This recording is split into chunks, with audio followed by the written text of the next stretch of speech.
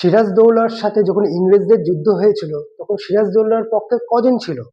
বেশিরভাগ লোকই তাকিয়ে দেখছিল, যা হচ্ছে হোক, আমার সাথে তো যুদ্ধ হচ্ছে না, আমি কেন যুদ্ধক্ষেত্রে যাব, আমি কেন সিরাজের পক্ষে নেব। এরকম মানুষের সংখ্যাই কিন্তু বেশি ছিল। তার রেজাল্ট কি হয়েছিল আমরা কিন্তু জানি।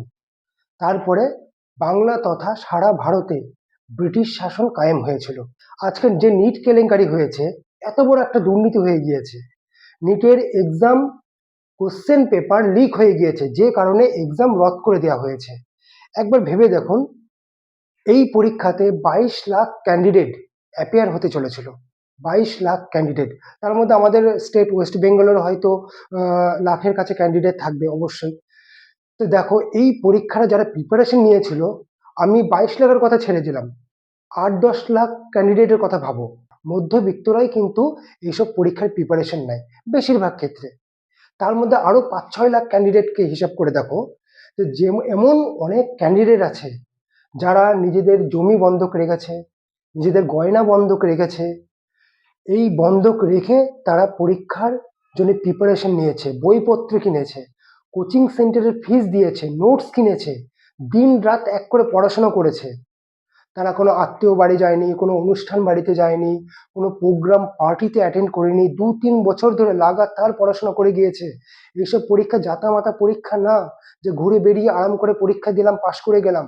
যদিও বা কোনো পরীক্ষাতে এরকমটা হয় না, এই এক্সামের জন্য প্রচুর পড়াশোনা করতে হয়।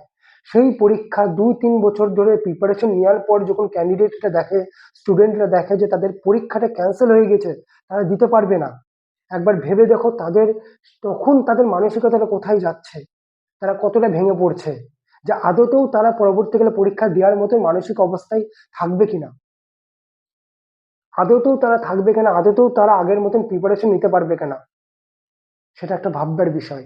এনটিএ কি বলছে, এনটিএ বলছে নাকি যে পরে যখন আবার এক্সাম হবে তখন এদের ফিজ নেওয়া হবে না। এটা কোনো কথা? ফিজ নেওয়া হবে না? তুমি ছেলে মেয়েদের ভবিষ্যৎ তোমরা নষ্ট করে দিচ্ছ। একটা পড়াশোনার একটা ফ্লো থাকে, সেই ফ্লোটা তারা নষ্ট হয়ে গেল তাদের। আর এইভাবে কোশ্চেন পেপার লিক হচ্ছে, লজ্জাও লাগছে না এইসব কথা বলতে। কারা ধরা পড়ছে? শুধু তাদেরকে ধরলে হবে না, তাদের ধরার মধ্যে তাদেরকে অ্যারেস্ট করার মধ্যে সীমাবদ্ধ থাকলে চলবে না। এর পিছনে আরো যেসব বড় বড় মাথা আছে তাদেরকেও ধরতে হবে। নাহলে প্রতি বছর এইভাবে কোশ্চেন পেপার লিক হয়ে যাচ্ছে। 2024-এও হয়েছিল, এই 26-এও হলো।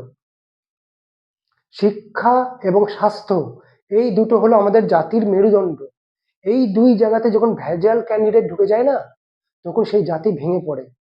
আজকে স্কুল সার্ভিসে কি অবস্থা আমাদের রাজ্যে, তো সেই সব জায়গায় যারা ফেক টিচাররা ঢুকেছে, তাদের কাছ থেকে ছাত্ররা কি শিখবে? এই যে ডাক্তারগুলো পাস আউট হয়ে যখন বেরোবে ভেজাল ডাক্তার, তারা কি ট্রিটমেন্ট করবে? এইগুলো নিয়ে ভাববার সময় এসে গিয়েছে, এইগুলো নিয়ে ভাবতে হবে। শিক্ষা এবং স্বাস্থ্য, এই দুটো জিনিস যখন ভেঙে পড়ে না, তখন পুরো সমাজ, পুরো দেশ ভেঙে পড়ে।